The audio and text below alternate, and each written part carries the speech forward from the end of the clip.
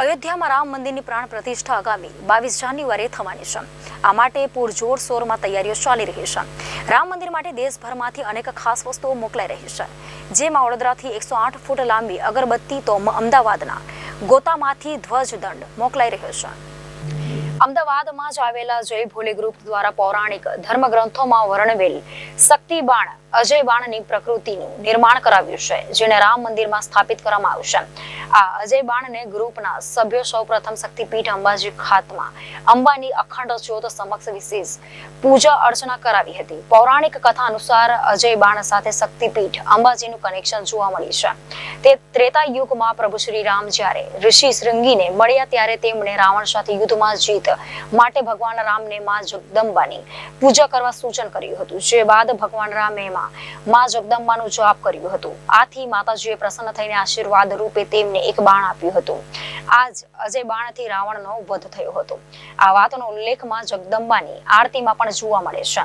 ત્યારે અમદાવાદનું જય ભોલે ગ્રુપ આ અજય બાણ લઈને અંબાજી પહોંચ્યું અને તેની પૂજા અર્ચના કરાવી હતી। પંચધાતુથી બનેલું આ બાણ 5 ફૂટ લાંબુ અને 11.5 કિલો વજનનું છે। તેને આગામી 10 જાન્યુઆરીએ રામ મંદિરમાં અર્પણ કરાશે।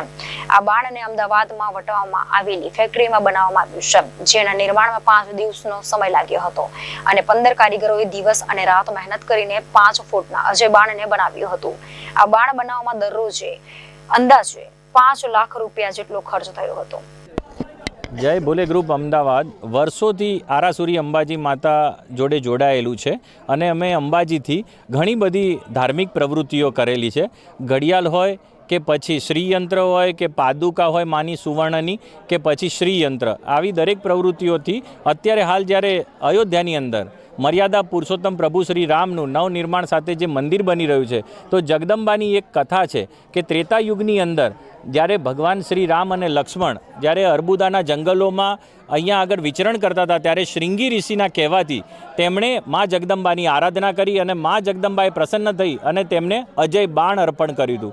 અને તે અજય બાણ જેનાથી રામે રાવણનો વધ કર્યો હતો, એ અજય બાણ ઉપર અમે અહીંયાથી જ્યારે હવે આજે કળિયુગની અંદર જ્યારે એક મંદિર બની રહ્યું છે, ત્યારે મા જગદંબાને પંચધાતુ નિર્મિત 11.5 કિલો વજન અને 5 ફૂટ લાંબુ એવું શાસ્ત્રમાં જે વર્ણન છે વેદોની અંદર, જે યજુર્વેદની અંદર ધનુર્વેદનો એક ભાગ છે અને ધનુર્વેદની અંદર બાણ બનાવવાની રીત છે, તો તે પ્રમાણે અમે અજય બાણ પંચધાતુમાંથી નિર્મિત કર્યું છે અને અયોધ્યા મંદિરની અંદર અમે અર્પણ કરીશું।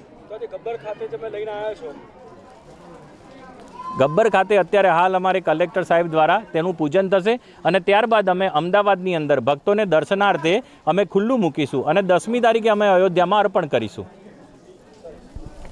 આગામી 22મી જાન્યુઆરીએ અયોધ્યા ખાતે રામ જન્મભૂમિ ઉપર રામ મંદિરનું ઇનોગ્રેશન માનનીય પ્રધાનમંત્રી શ્રી કરવાના છે। ભગવાન રામનું અંબાજી માતા સાથે પણ નાતું છે કે ત્રેતાયુગમાં રાવણને મારવા માટે જે અજય બાણ રામ ભગવાનને મા જગદંબાએ અજય માતાના મંદિર ઉપરથી આપ્યું હતું એવી માન્યતા છે। તો મંદિરના ભક્ત જય ભોલે ગ્રુપવાળા અમદાવાદવાળા જે છે એ લોકોએ અજય બાણનું પંચધાતુમાં એક પ્રતિલિપિ તૈયાર કરીને રામ જન્મભૂમિમાં તૈયાર થતું મંદિરમાં 22મી તારીખ પહેલાં ત્યાં અર્પણ કરવા માટે જે એક અભિગમ દર્શાવ્યું છે એનું અમે એને આવકારીએ છીએ। એના પહેલાં એમના દ્વારા જે ચામર પણ આપવામાં આવી હતી, જે વિશ્વનું સૌથી મોટું શ્રીયંત્ર પણ આપવામાં આવ્યું હતું, એના પછી એટલે અલગ અલગ કામથી મંદિર સાથે એ લોકો જોડાયા છે અને આ કામ એમના થકી અમને પણ આનું પુણ્ય મળે છે, એના માટે અમે પણ આપણી જાતને સૌભાગ્યશાળી જી એ એમના અનુકૂળતા પ્રમાણે મંદિર સાથે ટાઈપ થયું છે એ પ્રમાણે કરશે। Bureau report, Ahmedabad Janadesh news.